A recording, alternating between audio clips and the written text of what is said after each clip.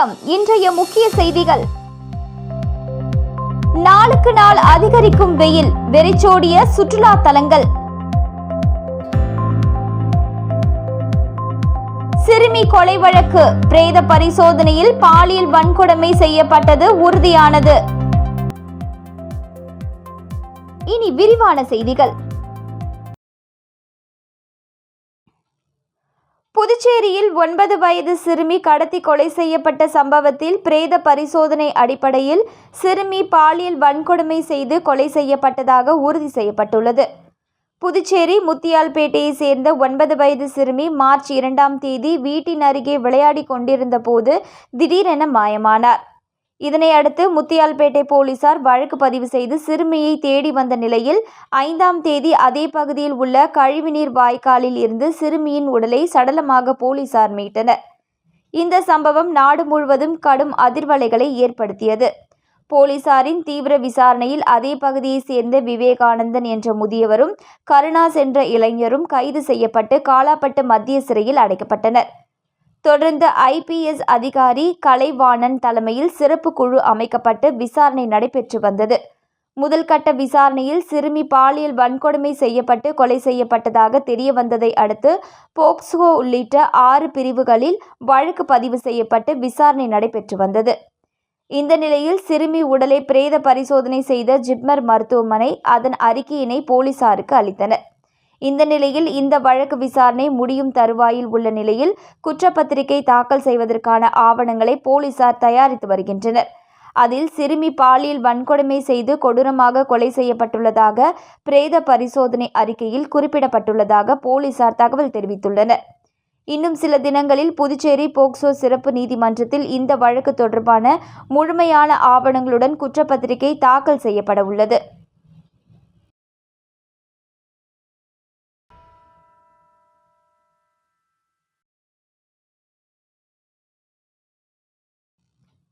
புதுச்சேரியில் வெயிலின் தாக்கம் அதிகரித்துள்ளதால் கடற்கரை உள்ளிட்ட முக்கிய சுற்றுலா தலங்களில் சுற்றுலாவினர் மற்றும் பொதுமக்கள் வராததால் வெறிச்சோடி காணப்படுவதால் அதை நம்பியுள்ள வியாபாரிகள் கடைகள் திறக்காமல் கடும் அவதிக்குள்ளாகியுள்ளனர். புதுச்சேரியில் இந்த மாத துவக்கத்திலிருந்தே நாளுக்கு நாள் கோடை வெயில் 100 டிகிரியை தாண்டி பதிவாகி வருகின்றது. புதுச்சேரி தேசிய மற்றும் சர்வதேச சுற்றுலா நகரமாகும். சுற்றுலாவின் வரி வருவாய்தான் இந்த மாநிலத்தின் பிரதான வருவாய். சுற்றுலாவினரை நம்பியே உணவு விடுதிகள் உள்ளிட்ட அனைத்து வணிக நிறுவனங்களும் இயங்கி வருகிறது. இந்த நிலையில் வெப்பத்தின் தாக்கம் அதிகரித்துள்ளதால் புதுச்சேரிக்கு வரும் சுற்றுலாவினர்கள் வருகை வெகுவாக குறைந்துவிட்டது. சுற்றுலாவினர்கள் அதிகம் விரும்பும் அனைத்து கடற்கரைகளும் வெறிச்சோடி காணப்படுகிறது. இதனால் புதுச்சேரியில் வியாபாரம் செய்யும் சிறு வியாபாரிகள் முதல் பெரிய விடுதிகள் வரை சுற்றுலாவினர்கள் மற்றும் பொதுமக்கள் வராததாலும் வெயிலின் தாக்கத்தால் இருக்க முடியாததாலும் கடற்கரை காந்தி திடலில் உள்ள 70க்கும் மேற்பட்ட கடைகளை அடைத்துவிட்டனர். இது தவிர பிற சுற்றுலா தலமான அரவிந்தர் ஆசிரமம், மணக்குள விநாயகர் கோவில், பாரதி பூங்கா உள்ளிட்ட பல்வேறு இடங்கள் சுற்றுலாவினர்கள் இன்றி வெறிச்சோடி காணப்படுகிறது. மேலும் புதுச்சேரி நகரின் பல்வேறு சாலைகளும் காலை 10 மணி அளவிலிருந்து மாலை 5 மணி வரை பொதுமக்கள் மற்றும் சுற்றுலாவினர்கள் இன்றி வெறிச்சோடி காணப்படுகிறது. இருப்பினும் அத்தியாவசிய தேவைக்காக வெளியில் வருபவர்கள் இளநீர் உள்ளிட்ட பானங்களை அறிந்து வெயிலின் தாக்கத்தை தணித்து வருகிறார்கள். இந்த ஆண்டின் கோடை வெப்பம் வழக்கத்திற்கு மாறாக அதிகரித்தே காணப்படுவதால் பொதுமக்களின் இயல்பு வாழ்க்கை பாதித்துள்ளது.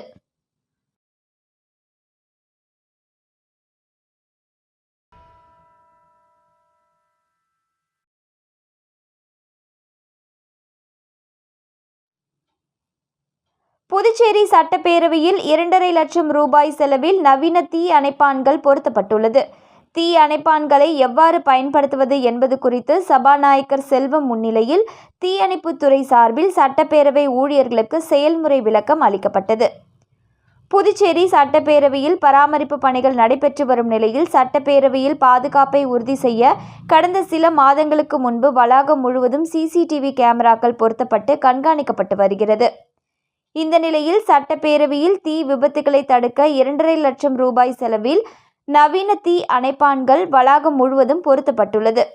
இதனிடையே நவீன தீ அணைப்பான்களை எவ்வாறு பயன்படுத்துவது என்பது குறித்தும் தீ விபத்து ஏற்பட்டால் எந்த மாதிரியான வழிமுறைகளை பின்பற்ற தீயை அணைக்க வேண்டும் என்பது குறித்து செயல்முறை விளக்கம் தீயணைப்புத்துறை சார்பில் சட்டப்பேரவை ஊழியர்களுக்கு வழங்கப்பட்டது.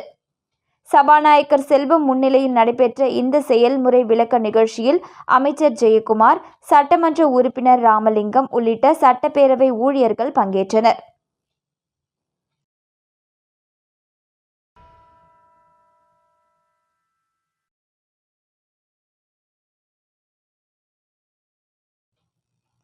விழுப்புரம் மாவட்டம் வானூர் அடுத்த திருவக்கரை அருள்மிகு சந்திரமௌலீஸ்வரர் திருக்கோவிலில் 50ஆம் ஆண்டு சித்திரை திருவிழாவில் இறுதி நிகழ்வாக 1008 பால்குட அபிஷேகம் நடைபெற்றது.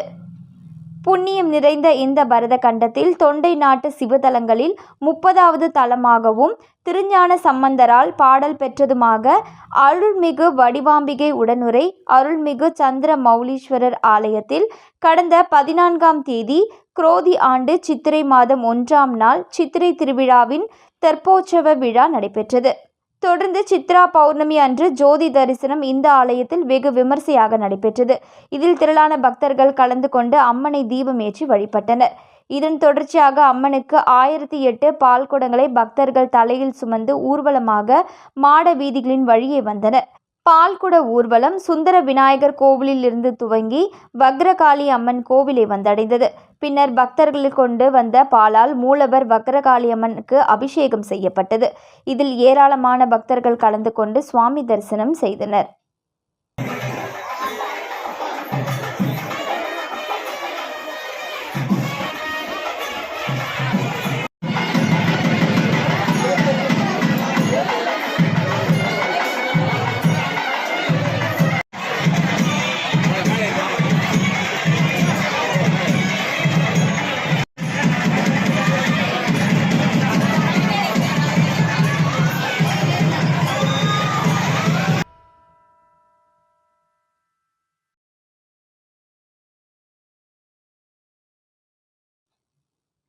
புதுச்சேரியில் இருந்து பெங்களூர் மற்றும் ஹைதராபாத் ஆகிய நகரங்களுக்கு நிறுத்தப்பட்டிருந்த விமான சேவை மீண்டும் ஜூன் 1ஆம் தேதி முதல் தொடங்கப்பட உள்ளது. சுற்றுலா நகரமான புதுச்சேரிக்கு ஏராளமான சுற்றுலா பயணிகள் வருகை புரிகின்றனர். மேலும் பெங்களூர் மற்றும் ஹைதராபாத் ஆகிய நகரங்களுக்கு புதுச்சேரியிலிருந்து ஸ்பைஸ் ஜெட் நிறுவனம் மூலம் விமான சேவை செயல்பட்டு வந்தது. இதனிடையே வார இறுதி நாட்களை தவிர்த்து மீதமுள்ள நாட்களில் போதிய அளவு பயணிகள் இல்லாத காரணத்தால் கடந்த மார்ச் 1ஆம் தேதியிலிருந்து விமான சேவை நிறுத்தப்பட்டது. இந்த நிலையில் நீண்ட ஆண்டுகளாக புதுச்சேரியில் விமான சேவை தொடங்க திட்டமிட்டிருந்த இண்டிகோ நிறுவனம் புதுச்சேரியில் இருந்து பெங்களூரு மற்றும் ஹைதராபாத்துக்கு விமான சேவையை ஜூலை 1ஆம் தேதி முதல் தொடங்குகிறது. ஜூன் மாதத்தில் புக்கிங் தொடங்க உள்ளது. அடுத்த கட்டமாக புதுச்சேரியில் இருந்து திருப்பதி, கோவை, சேலம் ஆகிய பகுதிகளுக்கு விமான சேவை தொடங்கவும் திட்டமிட்டு வருகிறது.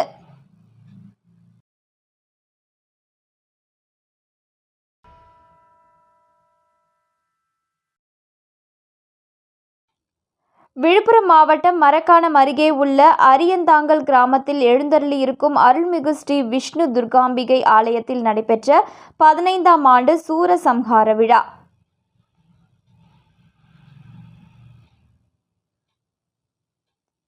விழுப்புரம் மாவட்டம் மரக்காணம் அருகே அரியந்தாங்கல் கிராமத்தில் அமைந்துள்ளது ஸ்ரீ விஷ்ணு துர்காம்பிகை ஆலயத்தில் ஆண்டுதோறும் இங்கு சித்ரா பௌர்ணமி அன்று உலகில் வேறு எங்கும் இல்லாத வண்ணம் ஸ்ரீ விஷ்ணு துர்கை அம்மன் ஆலயத்தில் நடைபெறும் சூரசம்ஹார விழா இன்று நடைபெற்றது. இதில் விஷ்ணு துர்கை அம்மன், சும்பன், நிசும்பன், மகிஷாசுரன் ஆகிய 3 அரக்கர்களை வதம் செய்து கொள்ளும் சூரசம்ஹாரம் நடைபெற்றது. இதில் சுற்றுப்புற பகுதியை சேர்ந்த திரளான பக்தர்கள் கலந்து கொண்டு சூரசம்ஹார நிகழ்ச்சியினை கண்டு களித்தனர். இதில் முக்கிய அம்சமாக குழந்தை இல்லாத தம்பதியர்கள் மற்றும் நீண்ட நாட்களாக திருமணமாகாத கன்னி பெண்கள் ஆகியவரும் அம்மனின் மடியில் வைக்கப்பட்டிருந்த எலுமிச்சையை பிரசாதமாக வழங்கப்படுகிறது. பழத்தை பெற்று சென்றால் குழந்தையின்மை மற்றும் திருமண தடை நீங்கும் என்று சுற்றுவட்டார பகுதி மக்களால் கூறப்படுகிறது. மேலும் நிகழ்ச்சியில் சிறப்பு விருந்தினராக மயிலம் தொகுதியின் முன்னாள் சட்டமன்ற உறுப்பினர் மாசிலாமணி, மரக்காணம் மத்திய ஒன்றிய செயலாளர் ரவிச்சந்திரன், மரக்காணம் ஊராட்சி ஒன்றிய அவைத்தலைவர் குமாரவி சந்திரன் உள்ளிட்டோர் கலந்து கொண்டு நிகழ்ச்சியில் துர்கையின் சூரசம்ஹாரத்தை பொதுமக்களுக்கு சொற்பொழிவாக ஸ்ரீனிவாச வேணுகோபால் மற்றும் அசோகன் கோவிந்தராஜ் உள்ளிட்டோர் வழங்கினர். நிகழ்ச்சிக்கான ஏற்பாட்டினை தவத்திரு திருஞான மணிபால துர்க்கை சித்தர் மற்றும் ஆலய முதன்மை அறங்காவலர் செல்வம், ஆலய அர்ச்சகர்கள் ஸ்ரீதர், பரணி உள்ளிட்ட நிர்வாகிகள் செய்திருந்தனர்.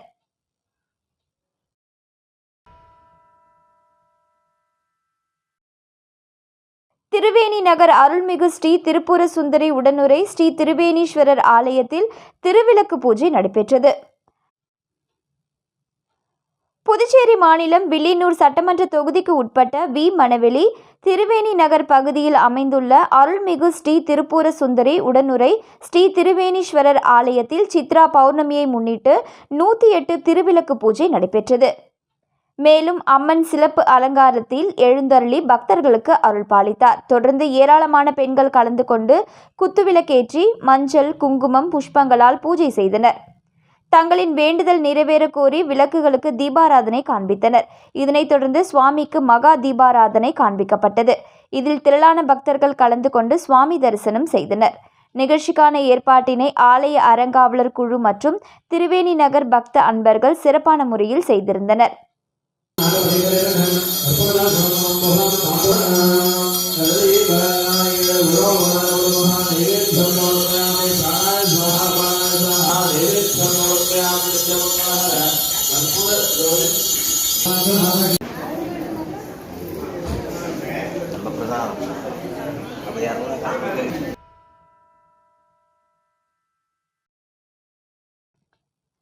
கோடை வெப்பம் காரணமாக வீட்டுக்குள்ளேயே முடங்கி கிடக்கும் ஏழை தொழிலாளர்களுக்கு சமூக சேவகர் மாஸ்கோ 10 கிலோ அடங்கிய அரிசி தொகுப்பினை வழங்கினார்.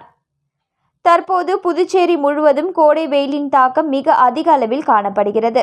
இதன் காரணமாக பல தொழிலாளர்கள் வெளியே செல்லாத சூழ்நிலை நிலவுகிறது. இதனை கருத்தில் கொண்டு சமூக சேவகர் மாஸ்கோ உத்தரவாகினிபேட் மற்றும் பெரியபேட் பகுதியில் மிகவும் வறுமையில் வாடும் ஏழை தொழிலாளர்களின் குடும்பத்திற்கு தலா 10 கிலோ அடங்கிய அரிசி தொகுப்பினை வழங்கினார்.